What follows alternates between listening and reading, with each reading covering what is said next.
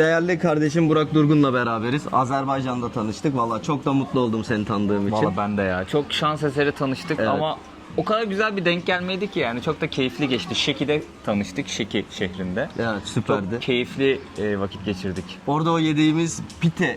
Piteyi asla unutmayacağım. Ben de. Nasıldı tadı? Müthişti. Gerçekten Çok harikaydı. özledim valla ya.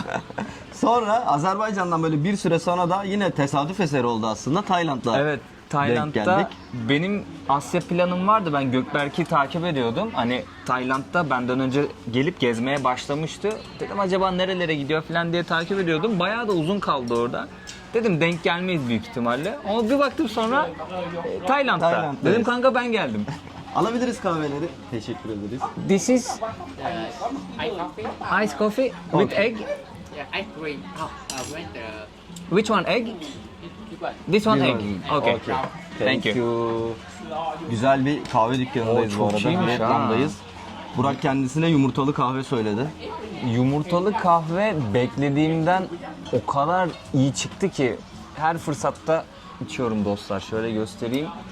Üst kısmı yumurta böyle mikserde çırpıyorlar. Altı normal kahve ama bunlar şeyi kullanıyor. Robusta kahve kullanıyor. Onun da kafeini çok fazla, böyle çarpıntı falan yapıyor alışık değilseniz. Hiç ne yumurta kokusu ne yumurta tadı. Şöyle Kanka ve burası güzel bir kahve dükkanı bence. Güzel bir yerdeyiz. Bir tadına bakmanı istiyorum. evet, içeriye baktım ben de, bayağı Jamaika'dan falan kahve çekirdekleri getirmişler. Sana şimdi gittiğin ülkeleri, deneyimlerini soracağım. Jamaika'ya gittiğini biliyorum zaten. Çok severim Jamaika'yı. Ya. Yavaş yavaş istiyorsan hem kahvemizi içelim hem Tabii ki. sohbetimize başlayalım. Tabii ki kanka. Sen bu işi ilk yapanlardan birisin Türkiye'de. İlk demeyelim de hani ilklerden sonra o biz ortancayız diyeyim ya. Ortanca. İşte aynen, benle birlikte başlayan birkaç arkadaşım var. Bir ilk başladılar böyle hem gezi işine hem de YouTube işine. Biz onlardan sonra çıkan grubuz. Böyle birkaç kişiyiz aslında. Üniversiteyi bitirip değil mi başladın? Yani genç Evet. bir yaşta başladın. Özellikle bu videoda böyle birazcık genç arkadaşları yola teşvik etmek istiyorum. Senin vasıtanla. Eyvallah. Aslında genç de değilim çünkü ben ikinci üniversitemi okudum. O yüzden 26 yaşında mezun oldum ve ondan sonra yola çıktım. Tam böyle aslında olması gereken yaş. Evet, ya. evet, olması. Ne çok küçük ne Kendini bilmeye yaş başladığın geçtikten artık daha sonra böyle doğru kararlar verebildiğin, bile 20'li isteye çıktığın. 18-20 yaşında çıkan genç arkadaşlarımız var yola O yani. gerçekten müthiş zaten. Onlar harbi genç. Evet, Gerçekten evet. yolda öğreniyorlar birçok şeyi. Kanka ilk sorumu sorayım. Tabii Çok ki. net bir soru. Nasıl karar verdin? Ay şimdi ben kendimi bildim bileli ailemde hep şunu gördüm. Belgesel izliyorlar. İşte farklı kültürler, işte hayvan belgeselleri, doğa belgeselleri vesaire. Şimdi böyle bir şeyin içerisinde büyüyünce ister istemez birçok böyle farklı kültürü izleyerek büyüyorsun. Bizimkiler de şeyi severler, böyle yeni şeyler öğrenmeyi falan severler. O yüzden hep böyle beraber oturup belgeseller falan izliyorduk. Şimdi oradaki kabile yaşamlarını, doğadaki o yaşamı görünce insan merak ediyor. Yani hani bunu ben burada izliyorum, ne kadar keyif alıyorum. Bir de oraya gidip görsem acaba Ne hissederim? nasıl bir mutluluk hissederim diye düşünüyordum. Daha sonrasında babam böyle iş için seyahat etmeye başladı. Benim o zamanlar tabii hani böyle tam anlamıyla seyahatle ilgili bir düşüncem yok. Hani bir pasaportum dahi yok. Nasıl gezilir, nerelerde kalınır, nerede ne yenir falan, çok kapalıyım öyle şeylere. Yaş daha küçük, ergenim yani. Ve babamın bir gün Kenya seyahati oldu. Kenya'dan bir geldi, işte fotoğraflara falan bakıyoruz, ya dedim ne kadar ilginç yerler. Safari'ye falan gitti böyle, işte şehri fotoğraflamış, onlara falan baktım. Çok hoşuma gitti. Ben o gün dedim ki bak ben de gideceğim yani. Benim de görmem lazım. İlk böyle asıl orada aslında bir kıvılcım oldu. Sonra pasaport çıkardım falan, kendim araştırmaya başladım. Ondan sonra bu ilk yola çıkan arkadaşlarla aslında tanıştım. İşte sırt çantasıyla nasıl gezilir, ucuza nasıl konaklanır, ucuza nasıl yaşanır yurt dışında, bunları keşfetmeye Burada başladım. bir parantez açmak istiyorum. Bence şimdi bunları öğrenmek çok kolay. Şu an ChatGPT'ye çok dahi kolay. sorabiliriz. Kesinlikle öyle. Hemen tek tuşla. Senin döneminde biraz daha böyle daha çok sohbet etmek gerek. Belki birilerinden öğrenmek gerekiyordu diye tahmin ediyorum. Şu an her tarafın yumurta oldu. İnanılmaz. Çok para peçete var mı? Bu arada çok başarılı. Güzel değil mi? Bir şey söyleyeyim mi? Gökhan abi beni Ho Chi Minh'de bir yumurtalı kahve içmeye götürmüştü. Ondan daha güzel olabilir bu. Çok güzel. Bayağı güzel, Ya tadına bizim içtiğimiz bakabilirsin. de çok güzeldi. Tuzlu içtim, bunu içiyorum, ben artık kahve Evet. içmeyeyim bir süre. Evet, çarpıntı yapıyor. Yeter artık. Senin dediğin çok doğru. Şu an bilgiye ulaşmak çok kolay ve şöyle bir avantaj var. Artık herkes gezmeye başladı. YouTube'a Burak Durgun yazıyorum mesela hemen. Evet abi, ben Tayland'a gelmeden önce Gökberk'in videolarına bakıyordum. Çünkü çok uzun süre kaldı ve sürekli video paylaşıyor. Güncel video paylaşıyor, her şeyden önemlisi. İzliyorum Gökberk'i, diyorum tamam Tayland'da şuna dikkat edeyim, bu böyle olmuş, şu şöyle olmuş, notlarımı alıyorum. Artık Evet. bu. Ama yola ilk çıkan o arkadaşlarımız, ya herkese selam olsun bu arada, hepsine selam olsun. Onlar her şeyi sıfırdan deneyimleyerek bize aktardılar. Şimdi biz daha yola çıkmadan bütün plan kafamızda Evet. oluyor.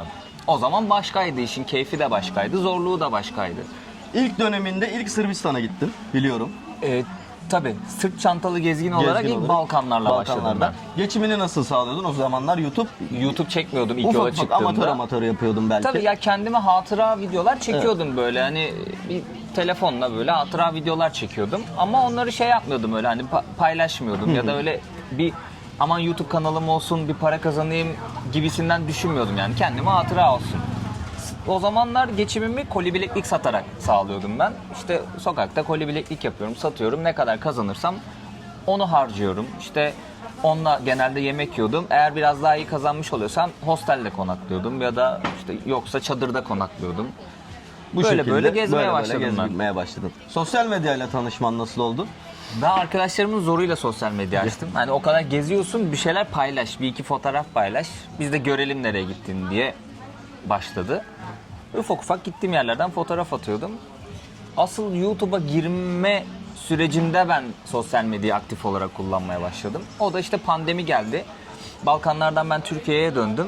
İşte Türkiye'de biliyorsun bir süre kapalı kaldık, Evet, 2020 yılının çıkamadık, evet. başında. Ben o ara yaz tatilinde Olimpos'a gidip çalıştım. Uğur Kolay'ı biliyorsun. Evet, Ben tabii ki de. pandemiden önce seyahat ederken Balkanlar'da tanışmıştım Uğur'la. Biz çok yakın arkadaş olduk. Böyle beraber Türkiye'de yol falan yaptık. Dedi ki Olimpos'ta ben çalışacağım dedi. Elemana ihtiyaç var, istiyorsan gel dedi. Çalış, yani evde kalma, para biriktir. O da gezi kafasında, ben de gezi kafasındayım. Hep böyle sürekli konuşuyoruz. Gezi planları yapıyoruz. O biriktirdiğimiz parayla gezeriz düşüncesindeyiz. Dedim vallahi süper olur. Gittim Olimpos'a, çalıştım. Uğur'la sürekli rota çıkarıyorduk böyle, nerelere gidebiliriz falan diye. Biz para biriktirdik. Dedik koli bileklikle olacak iş değil. Ne yapalım? Sosyal medyaya yönelelim. İşte Instagram kasalım, YouTube'a video atalım. Olursa oradan kazanırsak öyle gezeriz. Bu düşünceyle biz sosyal medyaya başladık. Uğur zaten bir şeyler böyle paylaşıyordu. Ben de onun vesilesiyle başlamış oldum YouTube'a ve Instagram'da da paylaşmaya başladım. Tamam. Herkes tabii ki de YouTube yaparak gezmeyecektir. Evet. Özellikle genç arkadaşlar. Onlara böyle tavsiyelerin olur mu? Hani ucuza, daha düşük bütçeli gezmek adına. Mesela 18-19 yaşında bizi izleyen bir genç kardeşimize ne dersin? Couchsurfing uygulaması var. Bu reklam değil bu arada. Yani ben yola çıktığım ilk günden beri kullanıyorum. Nasıl bir uygulama? Atıyorum Vietnam'da bir şehre geldiniz. Diyorsunuz ki ben işte bu şehirdeyim, şu kadar gün kalacağım. Burada bir yerel kişi varsa, beni ağırlamak isteyen varsa, hani evinde misafir ederse çok sevinirim. Kalacak yere ihtiyacım var. Ya da işte benimle beraber gezmek isteyen biri varsa bu uygulama üzerinden böyle gezi arkadaşı da bulabiliyorsunuz. Bu çok güzel bir uygulama. Çok düşük bir ücreti var. Önceden ücretsizdi. Pandemiden sonra yıllık $1 gibi bir şey yaptılar. 30 küsür TL gibi bir şeydi yani. Sembolik En son, bir rakam. aynen, sembolik bir rakam. O uygulamayı kullanabilirler. İşte biz yola ilk çıktığımızda çadırda falan kalıyorduk. Yani tabii güvenilirlik konusu ne kadar olur bilemiyorum. Gittiğiniz yere göre değişir.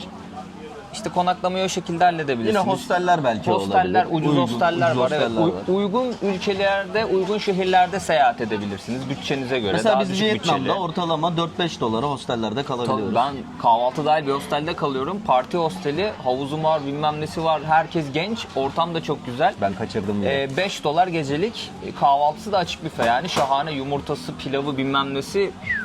Peki. Herkes o hostele gelsin. Tek başına yola çıkacak bir genç arkadaşa ilk hangi rotaları tavsiye edersin?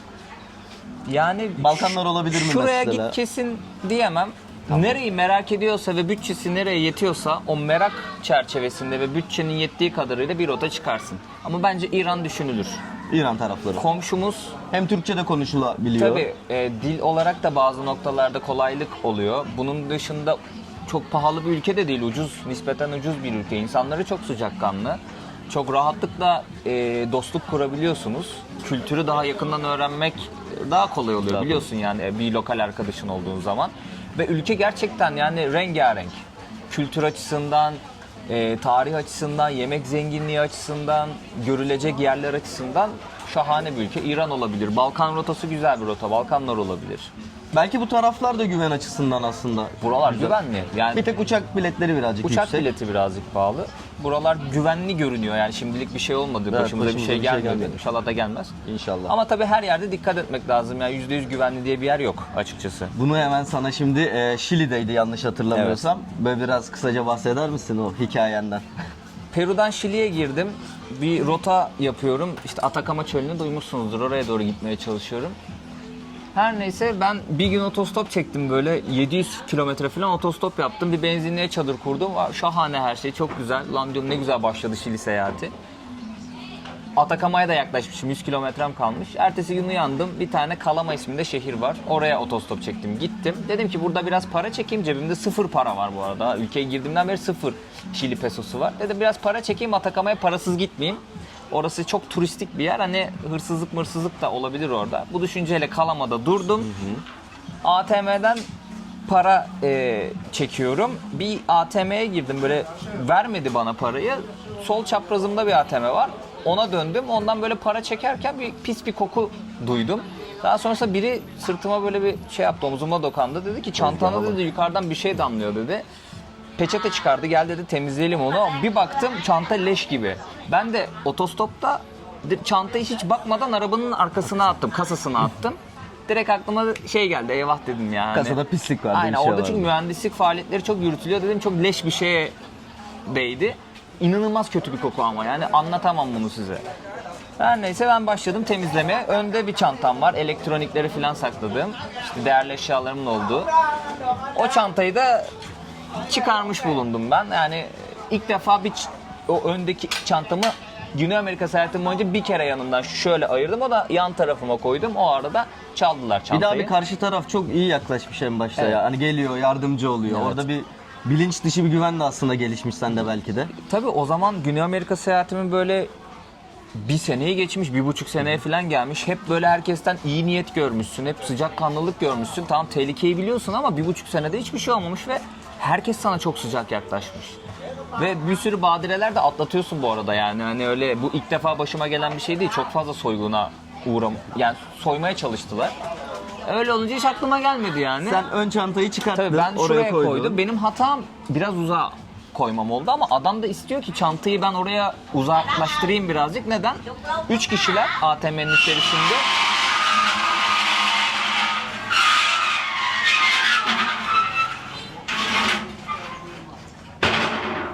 Okey. Biri gözlemcilik yapıyor sıvıyı döken. İşte elinde peçete olan temizlememe yardım ediyor ve onun görevi de çantayı uzaklaştırmak. Üçüncü adam da ATM'den para çekmeye çalışıyor. Hani maksat orada hani gözlemliyor bizi. Çantayı bırakayım da hemen gelsin diğer çantayla değiştirsin. Bunlar bir çete. Bunu nereden biliyorum? Görüntüleri var çünkü bankadan aldım, polisten aldım. Burak'ın hem YouTube kanalında hem Instagram kanalında görüntüler Evet, var. evet. Kamera YouTube'da görüntüleri. daha rahat bulursunuz. YouTube'da. Instagram'da aşağıda bir yerde Aynen. kaldı büyük ihtimalle. İşte o arada Değiştirdi, çantayı çat çat değiştirdiler gidiyor. ve kaçtılar. Bir de arkadaşlar şöyle bir şey de var, araya girdim. Estağfurullah. Yani yorgun oluyoruz gerçekten. Ben eminim ki Burak Doğan da çok yorgun. Çok Ya kafasındaki yorgunum ben. tek düşünce oydu dedim. Ya paramı çekeyim artık otele Evet, mi gidiyorum? Yemek mi yiyeceğim? Çünkü 700 kilometre bütün gün sıcakta Atakama Çölü'nün o bölge. Orada çöl arkadaşlar yani yaşam yok doğru düzgün. Kilometrelerce yol gidiyorsunuz, kasaba şehir görmüyorsunuz yani ve bir önceki gün de harbiden yorulmuştum. Yorulmuş. Ama sen buna rağmen, bu olumsuz duruma rağmen mesela şunu da tercih edebilirdin. Ya ben Türkiye'ye döneyim ama her şeyim gitti. Evet, evet. Oradaki motivasyonu nasıl sağladın? Ya orada işte bir düşündüm ne yaparım ne ederim falan diye her şeyi çaldılar çünkü. Cebimde böyle bir $100 falan para kaldı dürüst olmak gerekirse. O da bankadan çekemediğim para. Bir de cep telefonu. O da şansım şu. Elimde telefon ve banka kartı. İkisi elimde olmasa onlar da gidecek Onlar da yani. gidecek. Her şey Normalde gidecek ya. şöyle bir çantam var. Bunu hep ayrı taşırım. Ama otostopta ne olur ne olmaz diye bu sırt çantamın içine koyuyorum. Ola ki bana otostopta bir şey yapmaya çalıştılar. O çantayı alır kaçarım ben direkt. Büyük çantayı bırakırım. Bakın o aralarda psikolojiyle hep böyle hap bilgilerde tabii veriyoruz. o psikolojiyle ben tek parça tutuyorum yani. O büyük çanta kalsın orada içinde kıyafet var ama ötekisi de böyle çok kucağımda önemli. tutuyorum sürekli. Ama orada eczacı kadının da sana çok büyük yardımları falan oldu. Evet. O eczacı abla belki de belediye başkanı falan olacak yakın zamanda orada. Bayağı siyasete falan girdi kendisi. Ben 2-3 gün evinde kaldım. Avukat aradık. İşte bir sürü televizyon kanalına mail attı. Böyle bir şey geldi bu genç kardeşimizin başına, haberini yapın diye, ki onun sayesinde haberim yapıldı birkaç kanalda. Şili'nin en büyük kanalları. Şili'de sokakta görünce tanıyorlardı beni, Santiago'da bakıyorlardı böyle. Hani çıktım çünkü 4,5 dakika haberimi yaptılar en meşhur kanalda. Ve ya çok büyük faydası dokundu, yararı dokundu. Hala Monika abla, görüşürüz, onunla konuşuruz. Çok da güzel bir insan. Dünyanın her yerinde işte kötüler olduğu gibi çok iyiler de var. Tabii. Beni soyanı yakaladım, biliyorsun mevzuyu. Evet. Ertesi gün en azından dedim ki pasaportumu atmışlardır belki diye. Abi çıktım, aradım sokak en pis sokaklara da girdim. Zaten küçük bir şehir orası. Yani dedim ki en kötü onu atmışlardır çöpe. Çöp kurcaladım yani, bildiğin. Bulayım diye. Onu bulayım yeter bana, pasaport çok kıymetli çünkü. Çalınlar da büyük ihtimalle Venezuela'lıydı, öyle bir şey. Peruluydu abi. Peruluydu. Peruluydu. Biri yakalanmıştı hatta. Ben yakaladım kendisini. Adamı tanıdım sokakta, çarşıda. Direkt çöktüm üstüne yani. Ve o çantama döktüğü sıvıyı da atmaya çalıştı böyle boğuşma esnasında. Ben onu da buldum, aldım. Polise verdim falan, ama işin en tatsız tarafı da polislerle birlikte çalışıyorlarmış. Biz onu da öğrendik. Maalesef. Yani ben onu da tecrübe etmiş oldum.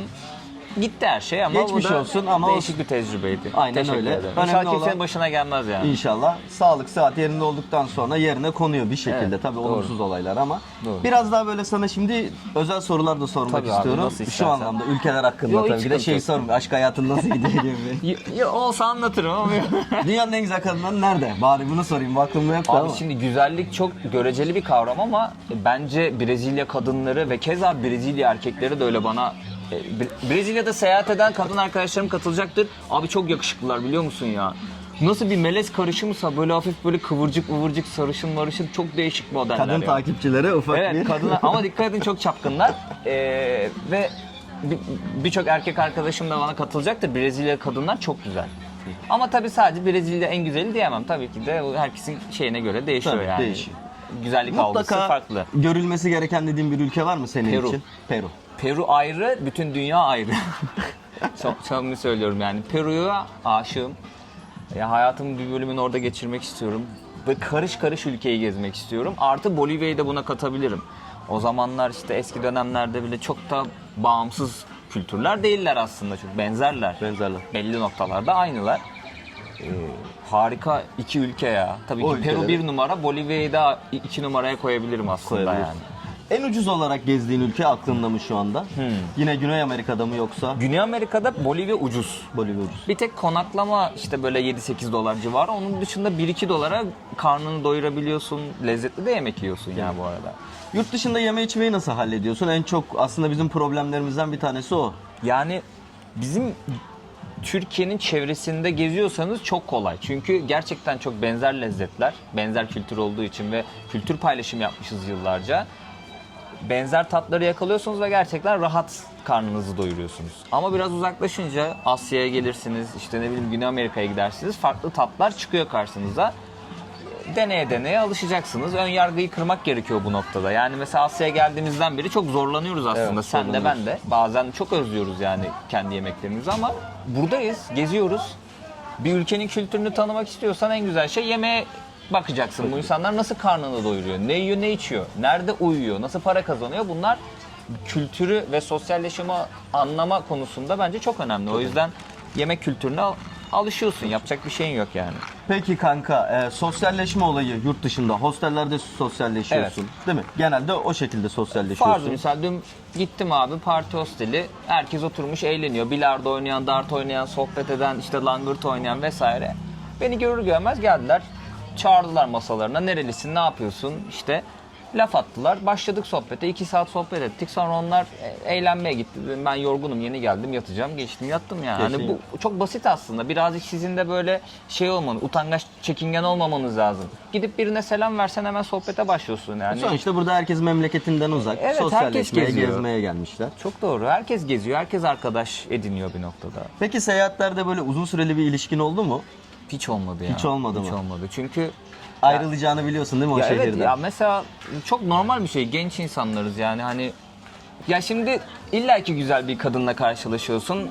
Konuşuyorsun, arkadaş oluyorsun. İşte bir etkileşim oluyor ama sen gideceksin, en fazla ne kadar kalabilirsin gittiğin Evet. bir yerde. Çünkü seyyahız, geziyoruz. Bunun için yola çıktık. Ama tabii iletişim devam ediyor, arkadaş kalıyorsun. Ama dünyanın bir her ilişki yerinde, olmuyor. evet, Ama bir gerek ilişki arkadaşın gerek kuramıyorsun. Evet. sevgili anlamında arkadaşların aslında Evet. var değil mi? Bir yerlerde Ya var mı? arkadaşlarım Kaç oldu, kalp evet. kırdın Burak? Kalp Bize dürüst kırmadım. ol. Yok kalp kırmadım. Çünkü çok dikkat ediyorsun o konuya ya. Kalp kırma konusuna evet. insan gerçekten dikkat ediyor. Belli bir özellikle yaşa geldiği zaman. Ve bir de bizim Kırıldı mı profilimiz geri alınamayan bir şey çünkü aslında yani. kanka açık. Yani çok meydanda her şey. Gezgin olduğumuzda karşı taraf Evet, zaten tabii. biliyor. Zaten o hikayeyi seviyorlar. Sen sürekli yoldasın, o sabit. O çok ilginç geliyor. Yani sürekli ben mesela Güney Amerika'da diyordum işte ben 1,5 senedir eve dönmedim diyordum. Nasıl ya diyorlardı. Hani onlara çok garip geliyor. Çünkü geliyor. genelde insan bir tatile gidince 10 gün oluyor, yoruluyor, eve dönmek istiyor yani. Evini özlüyor, konfor alanını özlüyor. Sen bir sene hostelde yatmışsın yani. Yatak yüzü görmemişsin. Kanka bizi gençlerin izlediğini biliyorum. Yaşça bizden büyük abilerimiz, ablalarımız da şu an izliyor ve bazen seninle de beraber de denk geldik. Yolda onlarla karşılaşıyoruz, tanışıyoruz. Mesela emekli gezgin olabilir. Müjdat abimiz burada. Müjdat abimiz Gerçi Müjdat burada. abi genç ama hani Evet abi. Hepimizden genç ya. hepimizden genç, ruhu genç. Onlara böyle bir tavsiye edebileceğin şeyler olabilir mi? Ya yola çıkmak için yaş engel mi? Geç kalınmışlık Bence var değil. mı? Bence değil. Yani bunun en önemli örneklerinden bir tanesi Müjdat abi. Yani enerjisinin yettiği kadar geziyor, görüyor, öğreniyor. Hepimizin belli bir yorgunluğu var, enerjisi var, bütçesi var ama bunlar yettiğince bir şey yapabilmek çok önemli.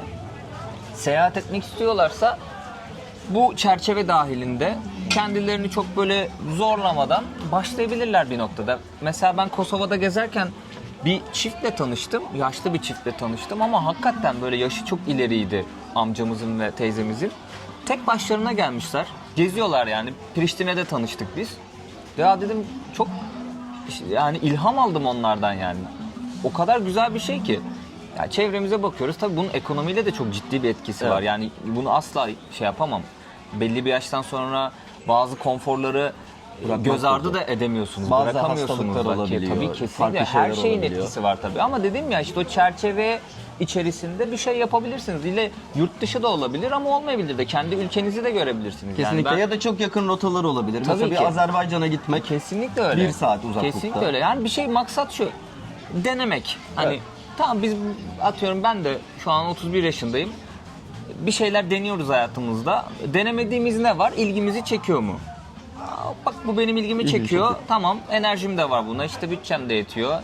Sağlığım da el veriyor. Ben bunu deneyeyim. Bu mantıkla zaten biz aslında yola çıktık ve bugüne kadar ilerleyebildik. Ya büyüklerim için de aynısını söyleyebilirim. Artık enerjileri yettiğince, merakları onları cezbetsin yani hani şey yapmasınlar, çekinmesinler. Ha, başımıza bir şey gelir, dil bilmiyoruz falan diye çekinmesinler. Artık her şey telefonun içerisinde çeviriden anlaşıyorsun yani. Ha, buraya geldik İngilizce mi biliyor insanlar? Bilmiyor ki. Çoğu bilmiyor İngilizce. Bu zamana kadar kaç tane ülke gezdin?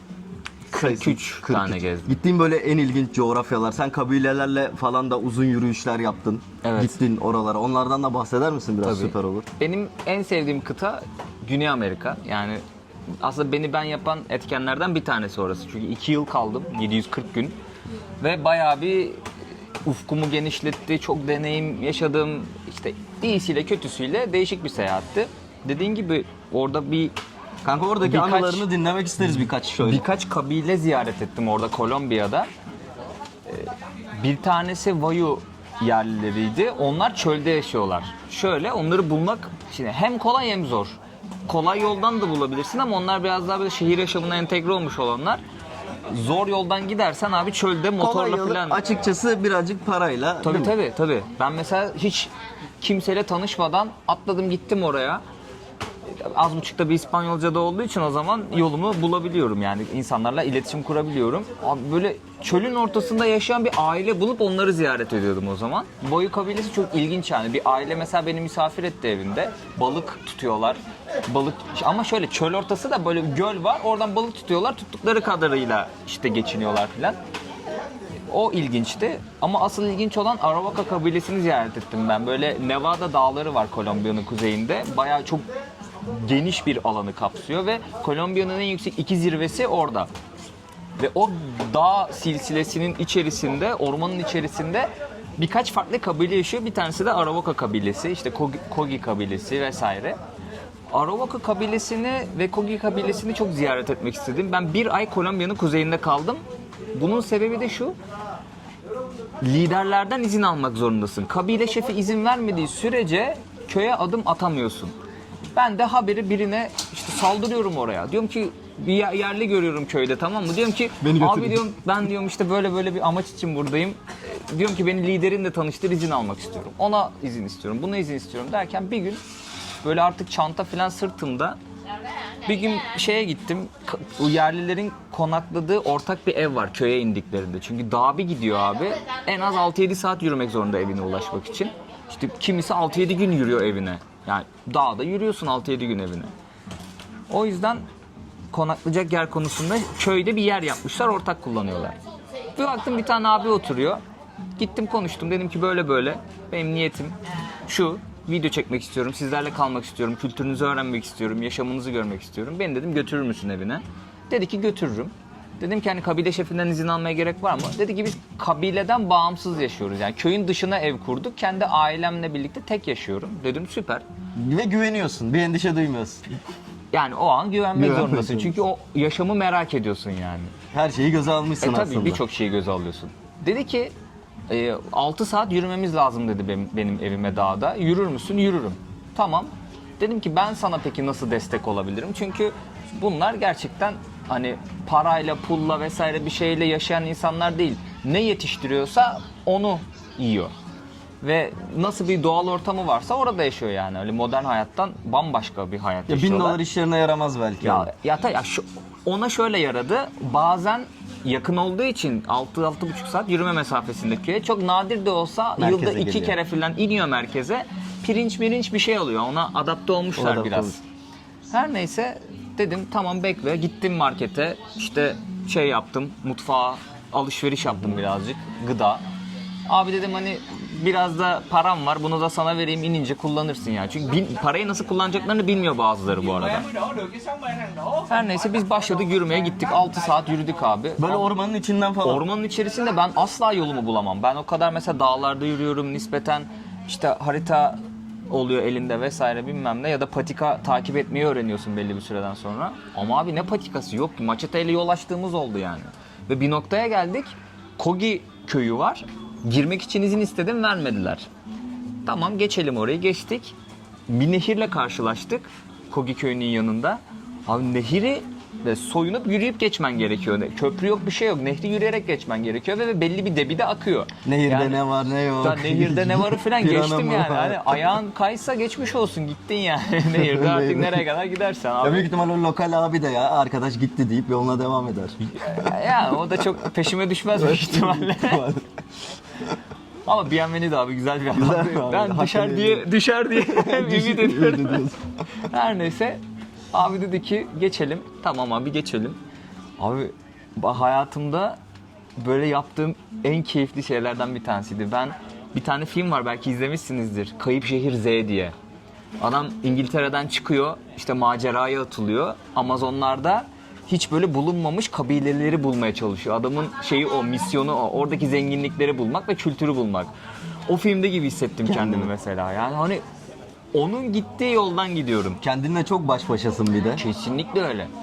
İşte maçeteyle falan yol Bir açıyorsun. taraf adrenalin, bir tarafta heyecan, gerginlik. Hala mesela böyle şu an kalbim kalp atışım hızlanıyor. O kadar keyifliydi ki onu yapmak. Ve tek tük ev görüyorsun. Hiç modern yaşamla alakası olmayan insanlar çıkmışlar. Geleneksel evler sana bakıyorlar. Geleneksel kıyafetler. Biz köy demişim. O işte. Onun beyaz erkek geliyor. evine vardık. Her neyse bana bir hamak gösterdi. Burada uyuyacaksın dedi. Tamam. Her yerde örümcek var, böcek var, bir şey var. Umurumda değil. Abi mutfağa giriyorum çok garip, evlerine giriyorum çok garip. Yani o kadar her saniyesi böyle heyecanlıydı çünkü hiçliğin ortasındasın. Bunun sebebi de harita gözükmüyor, yok harita.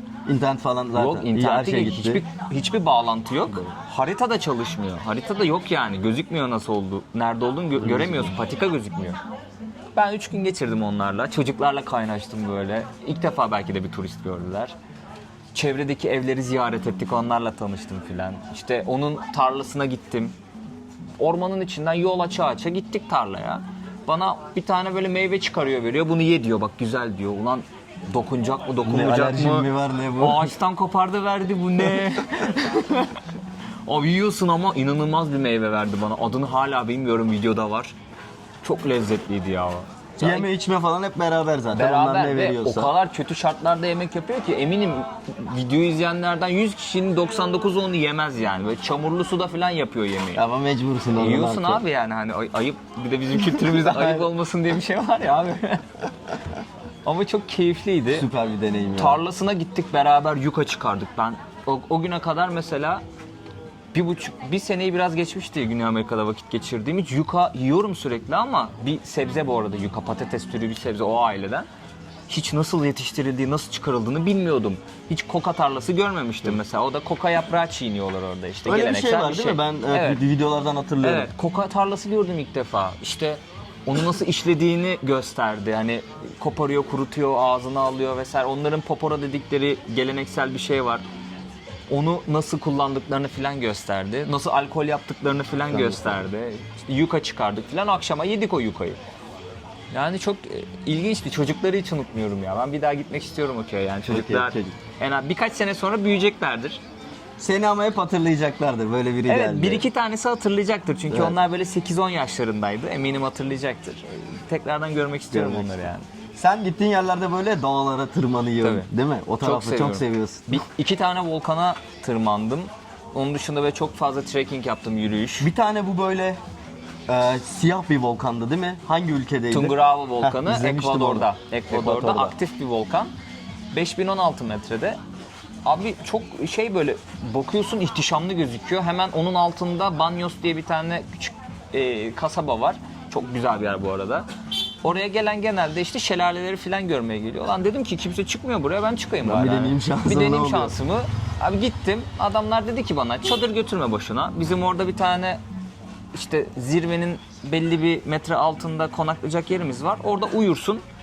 Ertesi gün sabah kalkarsın, zirve yürüyüşü yaparsın, sonra şehre geri dönersin. Tamam, güzel.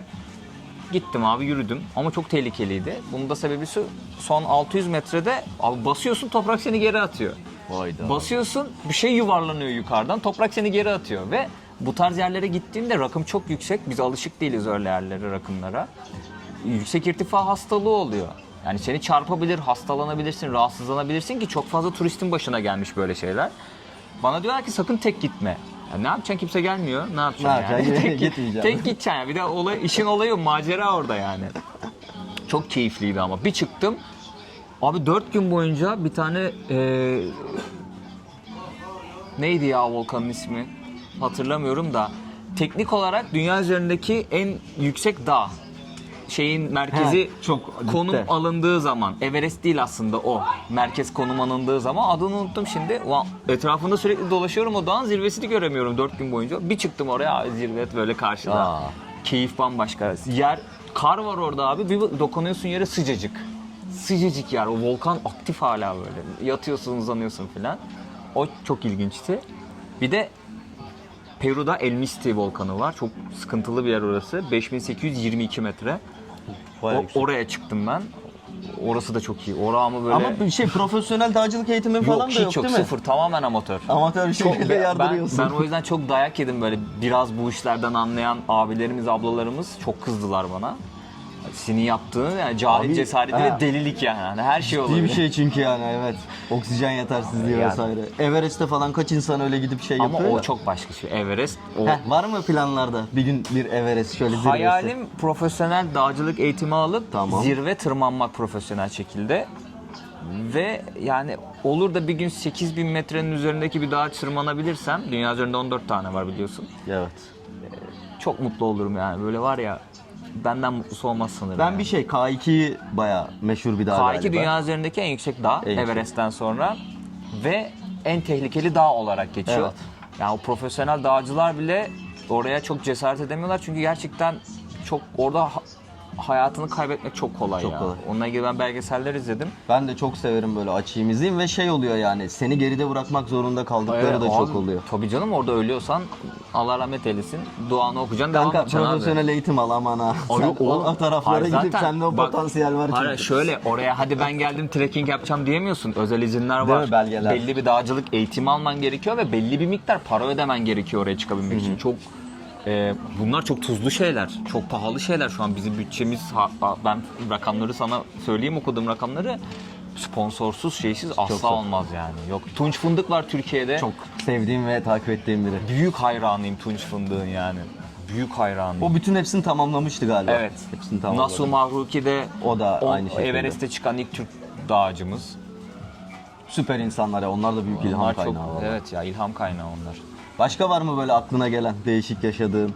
Jamaika'da Heh, Jamaika. Burada Jamaika kahvesini Evet, gördük. Sen Blue- bayağı mutlu oldun az önce. mutlu öyle. oldum çünkü Blue Mountain Jamaika'da çok özel bir yer.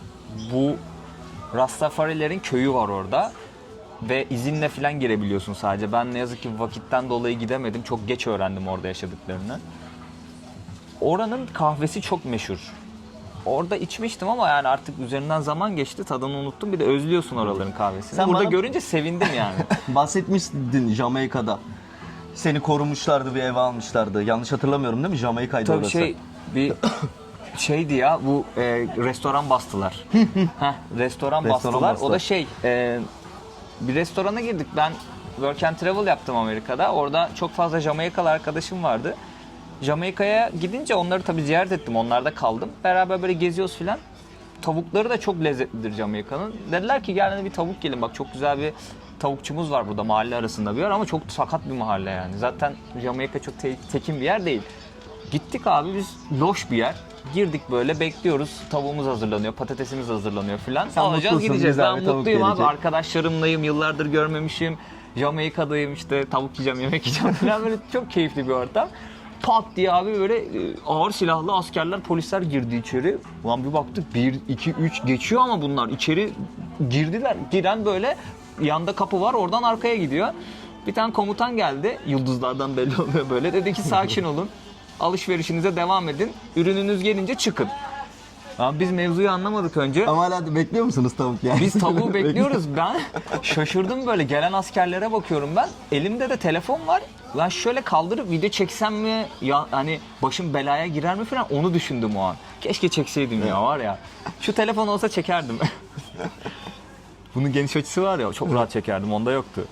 Abi biz tavuğumuzu aldık, dışarı bir çıktık. Dışarısı 56. Abi kaç tane böyle pick-up araba, asker dolu, polis dolu. Kapatmışlar dışarıyı böyle. Her yer kırmızı mavi şeyler dönüyor. Işıklar bilmem neler. Bir tane uyuşturucu baronunun orada olduğu ihbarı geliyor. Basıyorlar bunlar da ani operasyonla. Belki var 50-60 tane, belki daha fazla bilmiyorum yani. Asker polis karışımı özel bir operasyona da orada şahit oldum. Vallahi. Güzel bir hatıra fotoğrafı isterdim orada ama olmadı. O an tabii stresi, gerginliği şimdi güzel hatıralar olarak kalıyor. Ya tabii. Ya orada polis değil, asker değil de yerel çeteden biri de girebilirdi bu arada. Çok olağan şeyler çünkü ben Jamaika'da gezerken olayın ciddiyetinin farkında değildim. Çıktıktan sonra böyle daha da bir araştırmaya teşvik oluyor insan gittiği, gördüğü yerleri. Abi her gün birkaç kişi öldürülüyormuş Jamaika'da. Evet, normal yani. Ve Jamaikalılar siyahiler, Afrika kökenliler. Sen orada beyaz tenli olunca direkt dikkat ediyorsun. Ve ben şehirde Hatta gezerken... sen bir ırkçılığa dedin değil mi? Orada maruz. Daha Her mı gün, çok? her gün. mü? İşte kar tanesi, beyaz adam. Oho, çok fazla. Yani söylüyorlar. Yani bilmiyorum neden ama söylüyorlar. Benim arkadaşlarım, mesela benim bir Jamaikalı arkadaşım biraz açık tenli, ya o da siyahi ama hafif böyle açık tenli siyahi olduğu için ona bile bazen ırkçılık yapıyorlarmış. Yani İnanılmaz. ve orada çok iyi İngilizce konuşan, iyi eğitim almış oluyor. Çünkü Patua diye bir aksan konuşuyorlar abi. Kırık İngilizce, anlamanın imkanı yok. İngilizce konuşan biri iyi eğitim almış oluyor. Sen düzgün İngilizce konuşunca diyorlar ki bak bu şey yani hani bu yüzden değil. Böyle hor görüyorlar. Hor görüyorlar. Öyle bir İnanılmaz tayfa da var yani. Ben orada bir mahalleye gittim. Çocuklarla kanki olduk. Abi çocuklar bana istese her şeyi yapar. Ha senin ev mevzusu o. Mahallede geziyoruz abi. Çocuklar işte motorla gezdiriyorlar beni falan böyle. Kanki olduk. Çocuklara içki ısmarlıyorum falan böyle. Yemek yiyoruz, yemek ısmarlıyorum. Sonra dediler ki gel bir seyahat gezelim sen de şöyle bir yerlere gidelim. Cık, ya tamam çocuklar eğlenceli vesaire ama ya arabaya bir bindik 6-7 kişiyiz yani videoda da var. Böyle keko gibi geziyoruz abi mahalle ve bir yere gittik. Eşkal tipler. Bir tane kapı açtılar arabayla içeri girdik abi. Bir yandan da şeyi düşünüyorum bana burada bir şey yapsalar kimsenin haberi yok.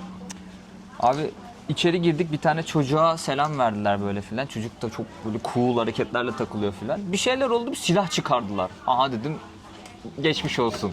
Silahı görünce ben bir gerildim ufaktan. Dedim ne oluyor bro dedim yani. Niye silah çıkardınız? Silahlar mı konuşuyor? Kanka dedi biz dedi böyle kalabalık gezmek zorundayız dedi sakın telaş yapma. Biz de sana dedi buradaki durumu anlatmak istiyoruz. Biz de böyle kalabalık gezmek zorundayız. Sabahtan beri o yüzden dedi böyle ekip halinde dolaşıyoruz. Biz dedi bazı mahallelerle kavgalıyız. Yani bizi tek yakalasalar vururlar. O yüzden dedi hepimiz silahla geziyoruz. Başladı hepsi silah çıkarmaya.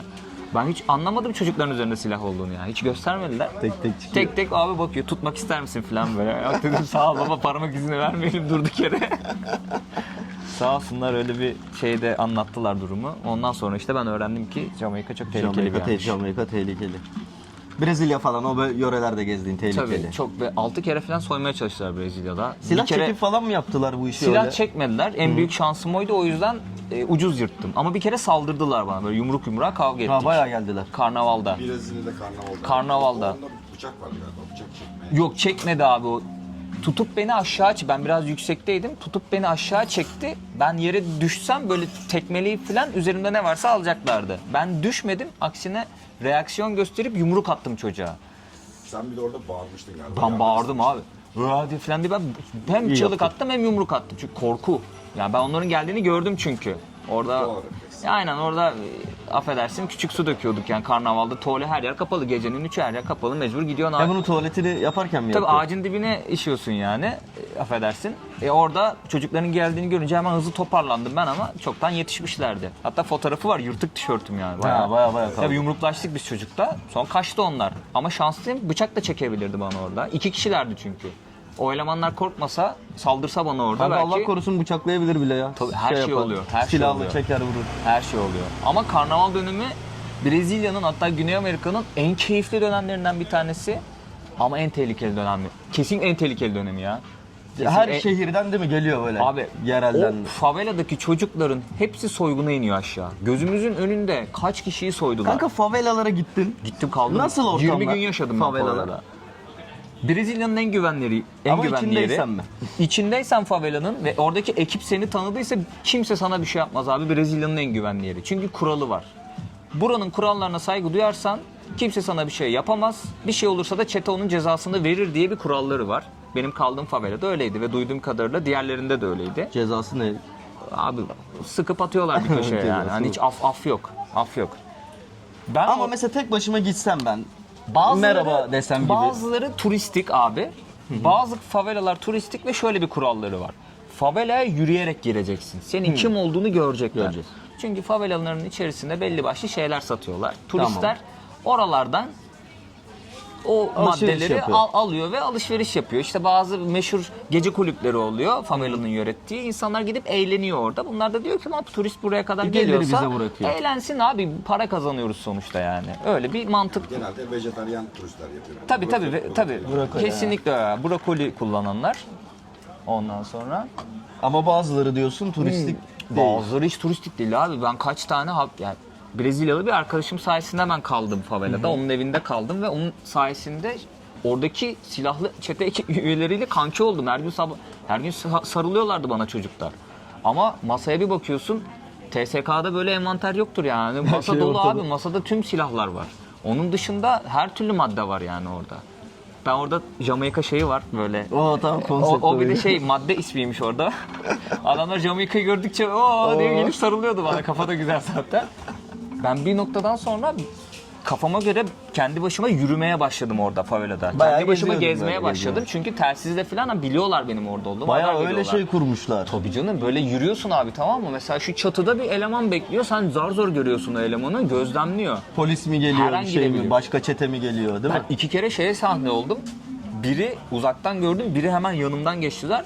6-7 tane motor silahlı favelanın girişine hızla gidiyorlardı. Büyük Ha. ihtimalle bir olaya ya da Olaya polis gidiyor. geldiği için gidiyorlar. Bildiğin kendilerine aslında küçük bir devlet kurmuşlar. Devlet içinde devlet. Kesinlikle öyle. Sıkıntılı Acayip favelalar var bu arada. Haberleri geliyordu mesela. Ya öyle hepsine Çatış- dalmamak lazım. Hala çatışma falan çıkan çok oluyordu. Rio'da birçok favela var zaten. Acayip ya, Rio'da her yer oranın favela. görseli falan böyle bir taraf çok lüks, Abi Rio arka taraf. benim gördüğüm en güzel şehirlerden bir tanesi. Mesela İzmir bu kadar kötü şehirleşmeseydi bir tık Rio havası olur olurdu muydu? bence yani. Çünkü yapısal olarak İzmir Körfezi'nin olduğu yer işte dağlık vesaire bilmem ne mükemmel bir şehir olurmuş ve dünyanın en turistik yerlerinden biri olurmuş. Eğer güzel bir şehir planlamacılığı yapılsaydı zamanında. Ve bu kadar kalabalık olmasaydı. Burak da İzmirli bu arada. Evet İzmirli. Buca'da. İzmirli, iki İzmirli. İki İzmirli buluştuk. Ya Buca'da doğduk büyüdük ama Altaylıyız. Var mı başka aklına gelen böyle bize anlatacağın güzel hikayelerinden? Orta Doğu'da gözaltına Orta alınmışlığım Doğu, var. sen Çok onu gezdim soracağım. Orta Doğu'nda. Savaş zamanı Lübnan değil mi? Yanlış söylemiyorum. Tabii ben Lübnan'a 2 kere gittim. Çok seviyorum Lübnan'ı. Orta Doğu halklarını çok seviyorum abi. Ya zaten biliyorsunuz yani hani benzer kültür, aşağı yukarı aynı sıcakkanlılık. Evet. Çok keyif alarak gezdim Orta Doğu'da ama ne yazık ki böyle çok hüzünlü hikayelere şahit oluyorsun ve oradaki olaylardan dolayı yani geçmişten günümüze gelen olaylardan dolayı böyle biraz teyakkuzlu yaklaşıyorlar gelen turistlere. Ulan acaba şu ajan mı? Niye geldi vesaire. Böyle bir şey başına geldi senin. Tabii değil mi? tabii. Sorgulandın. Tabii ben aldılar gözaltına. 3-4 saat sorguladılar abi yani. İşi bu, yapacak bir şey yok. Ona hak yani onu anlıyorum, hak veriyorum bir noktada. Çünkü çok basit bir şekilde insanlar hayatını kaybediyor orada. Çok üzücü. Orada arkadaşlıklar da kurdum ben. Mesela en son dediğin olay, ben Beyrut'a gittim savaş döneminde, Lübnan'a gittim. Abi üzerimizde dronlar uçuyor. Her an bombalayabilir. Biliyorsun uçtuğunu yani. Bütün haberleri Adam- çıktı o ya Tabii. sen de oradayken. Adam diyor ki sakın diyor güneye inme çünkü sınırdalar yani. Çatışmalar var, şu var, bu var bilmem ne. Ve şöyle bir riski de var. Hani sen iner gezmek istersin. Hani aman dersin ki ben çatışmadan uzak bir yere gideyim gezeyim ama yok oranın işte belli başlı gruplar oranın kontrolünü sağlamak için teyakkuzdalar ve her gelen yabancıya ajan muamelesi yapıyorlar. Şimdi onu göze alman gerekiyor. Sorguyu vesaireyi göze alman gerekiyor. İşte benim başıma geldi bir kere. Sorguladılar. Sonra anladılar ki ben turistim. Sen Bıraktılar. bu olaylardan adrenalin alıyorsun. Ben seni anladım. Heyecan duyuyorsun Ya değil mi? tabii heyecanlanıyor insan. Sevmiyorsun. Tabii gözaltına alınmayı kimse Kimse istemez. istemez ama o sevmiyorum. coğrafyalarda gezmek. O coğrafyayı seviyorum ben. Amazonlara gireyim, favelaya çıkayım, Evet. Lübnan'a gideyim falan. Ya Seni diri tutuyor. Tabii ya sıradan bir turistik seyahat yapmak hoşuma pek gitmiyor. O da lazım. Kesinlikle o da lazım. Sıradan turist de olacaksın. Adrenaline de gireceksin. Her şeyi yapacaksın yani. Farklı farklı şeyler deneyimleyerek insan hayattan keyif alıyor. Bunları böyle ileride bir kitap İstiyorum abi. İstiyor musun? Çok istiyorum. Böyle fırsat Yani bulsam şimdi YouTube'da mesela görselleri var. Hani hepsi farklı farklı videolarda. Belki birbirlerinin bağlantıları yok veya Evet. geçtiğin ülkeler arasında bu ülkede başına bir olay gelmiş. Sonra 2 tane belki güvenli ülkeye girmişsin ama 3. ülkede veya 4. ülkede gene bir tehlike atlatmışsın falan. Örnek mesela sadece o tehlikeli anları hepsini toplayıp böyle bir kitap yapmak veya işte ne bileyim insanlara tavsiyede bulunmak veya ne bileyim dikkat etmeleri gereken konusunda uyarmak şeklinde böyle bilgi dolu bir içerik yani bence. anılarımı özellikle bu tarz anılarımı yazmak istediğim bir şey var. Durum var. Yani turistik bir rehberden ya da işte yani Ziyade bir hayat hikayesi, bir anı, hikaye. bir anı kitabı istiyorum yani ama tabii bunda başıma gelen böyle olaylar da olacak. İşte o volkana tırmandığım şey de olacak. olacak. Çünkü Müthiş olur bu hayatımda arada. hiç hissetmediğim duyguları hissettim mesela. Çok zorlandığım anlar oldu. Bir noktada insanlar belki oradan bir şey alır kendilerine. Ama çok istiyorum abi bunu. Biraz böyle şu an hepimizin de bildiği üzere hep bir yoğunluk oluyor YouTube yaptığı zaman. Video editiydi, gezmesiydi, planıydı, programıydı filan. Birkaç aylık boşluk yaratabilirsem kendime kesinlikle kaleme almak istiyorum yani. Not alıyorum çünkü ufak ufak. Süper olur abi. Anıların da tazeyken yapmak Evet, daha da evet. bazı ufak ayrıntıları da çünkü not edebilirsin. İşte not oralara. alıyorum ki o Evet. ufak ayrıntıları unutmamak için. Bir de Müjdat abinin dediği çok doğru. Hani bunun videosu var zaten. En kötü onlardan da, fotoğraflardan da destek alarak belli başlı bazı yayınlamadığım fotoğraflar var mesela. Hani direkt olayın kilit fotoğrafı o. O fotoğrafı görünce o hikayeyi hatırlıyorum yani. Onu şunun için soruyorum. Kimisi okumaktan hoşlanır, kimisi görselden hoşlanır. Okumayı sevmez. Yani bizim halkımızın belki büyük bir çoğunluğu pek okumayı sevmiyor aslında. Hani okumuyor yani. Hani bu istatistiklerde de var yani. Çok haklısın Dünyanın abi. belki en az okuyan ülkelerden Maalesef. bir tanesiyiz aslında. Yani Maalesef. maalesef yani böyleyiz. Kimisi görselden zevk alıyor. Yani görsel izleyerek, dinleyerek zevk alıyor. Öyle öğrenmeye çalışıyor. Kimisi de var mesela hani okuyarak öğrenmek istiyor. Hani bizim video izleyerek belki biz birbirimizi de izliyoruz mesela takip ediyoruz. O vakti o zaman mesela bir şey okuyarak Evet. Katılıyorum geçirmek, bu konuda. değerlendirmek istiyor mesela. Bence o anlamda da hoş olur mesela hani belki hiç o kişi YouTube izlemiyor bile. Belki Doğru, hiç aynen. doğru. Yani hiç YouTube bile izlemiyor ve senin anılarını okumaktan hoşlandığı için bir kitaptan öğreniyor gibi. Yani değişik bir fikir bence, değişik bir bakış açısı. Çok isterim ya. Türkiye'de birazcık böyle bu basım yayın işleri sıkıntılı, masraflı. Bunun dışında onu satmak mesele. İşte onu vergilendirmesi bilmem nesi. Onun gönlüne göre Evet. bir kaynak sponsor. Bir sponsor olabilir. Aslında- E-kitap olabilir belki. Tabii öyle bir şey şeyler olursa yapılabilir. mesela atıyorum Orta Asya'daki hikayelerim ayrı, Güney Amerika'daki hikayelerim ayrı, Orta Doğu'daki hikayelerimi ayrı çıkarmak isterim ya da Asya'daki hikayelerimi ayrı çıkarmak isterim yani. Süper olur. Öyle Bak biz olursa- okuruz. Müjdat abiyle ben okurum. Eyvallah. 2 kişi var. Abi ben hediye ederim size ya. Eyvallah eyvallah. İmzalı. Burak Durgun'dan. Aynen. Eyvallah. Kankacığım çok teşekkür ederim deneyimlerini teşekkür ederim aktardığın ya. için. Keyifli bir Çok sohbetti. keyifli bir sohbet oldu valla.